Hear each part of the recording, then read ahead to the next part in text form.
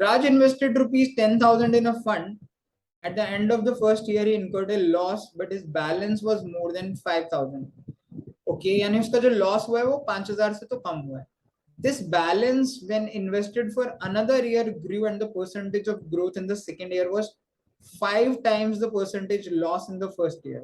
Okay, जो भी loss first year में था, अगर X% का loss था, तो यहाँ पे 5X% का उससे profit हुआ है. If the gain of Raj from initial investment over the 2 years is 35% overall, then the percentage loss in the first year is, it's an easy question from profit and loss. Very easy question. उसके options भी given है, आप option से तो बहुत आसानी से कर सकते थे इस क्वेश्चन को. से मुझे पूछा है कि परसेंटेज ऑफ लॉस क्या है. अब लॉस 70% तो होने से रहा बॉस, क्योंकि लॉस अगर 70% से ज्यादा हो जाएगा, 70% हो जाएगा, सपोज 10,000 रुपए थे, 70% लॉस हो गया, तो बचा कितना? 7,000 तो डूब ही गए ना, 3,000 ही बचे. लेकिन वो कह रहा है बैलेंस वॉज मोर देन 5,000, तो जो लॉस था वो 50% से कम था. अब मैं बाकी ऑप्शंस ट्राई कर सकता हूँ. Let's try option number A, 10. Let's assume loss जो है वो 10% है, तो प्रॉफिट कितना होगा? 50%, क्योंकि 5 गुना.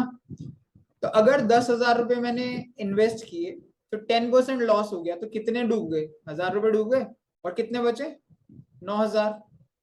अब 9,000 पे, अब उसने 9,000 इन्वेस्ट किए, इस पे 50% प्रॉफिट मिला, मतलब 9,000 का 50%, 50% इसका आधा कितना, तो 4,500.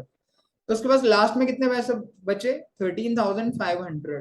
क्या ये 10,000 के ओरिजिनल जो अमाउंट था उसका 10,000, इस पर 35% का प्रॉफिट है? Because as per question overall उससे 35% का प्रॉफिट हुआ. अगर 10,000 पे 35% का प्रॉफिट देखूं, 35% होता है 3,500. तो अल्टीमेटली उसके पास 13,500 बनने चाहिए थे, जो बन रहे हैं. इसका मतलब है A is the correct answer only. यानी जो पहला ऑप्शन हमने पिक किया वही बहुत सिंपल है. तो इसे आप बहुत इजीली ऑप्शन से कर सकते थे कि मान लो 10% लॉस है भाई, तो 10,000 पे 10% का लॉस यानी 9,000 बचे. अब 9,000 को इन्वेस्ट किया होगा, तो इस पे 10% के लॉस के हिसाब से 5 गुना यानी 50% प्रॉफिट हुआ, तो 4,500 का प्रॉफिट हुआ. लास्ट में उसको 13,500 रुपए मिले, 13,500. तो एज पर क्वेश्चन उसे ओवरऑल लास्ट में 35% का प्रॉफिट हो रहा है, यानी 10,000 पे 35% होता है 3,500, एंड टोटल शुड बी 13,500. ये जिस ऑप्शन में मैच करेगा वो आंसर होगा, और ये फर्स्ट ऑप्शन 10% में ही मैच कर रहा है, so that is our answer. So it's a very simple question from profit and loss. You should not miss these questions. आप देखिए, इसको एक दो बार सॉल्व करने की कोशिश करिए.